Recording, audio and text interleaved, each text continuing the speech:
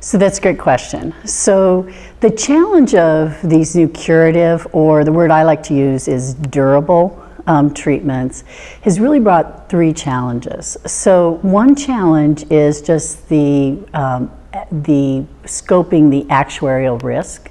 So that actuarial risk is how likely am I to have one of these patients in my plan and pay this potentially very high cost one-time treatment. Which sort of leads to the second risk around this, and that's the risk of the one-time payments.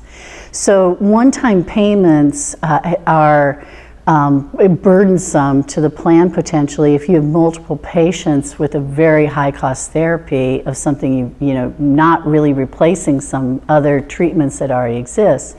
So when you think about these, the payments for most chronic conditions, the payments spread out over time for the treatment, and the value that you get is also spread out over time. So in this case, you do a one-time high-cost treatment, and that value spread out, again, still over time.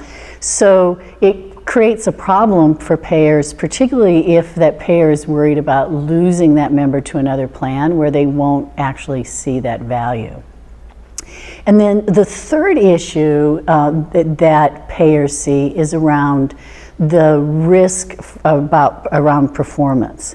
So while we hope that these are curative, we tend to use the term durable because we don't know how they're going to perform over time and whether patients will in fact truly be cured, or whether at some point these will wear off, and whether that's at 1 year or 3 years or 5 years or 15 years, we just don't know.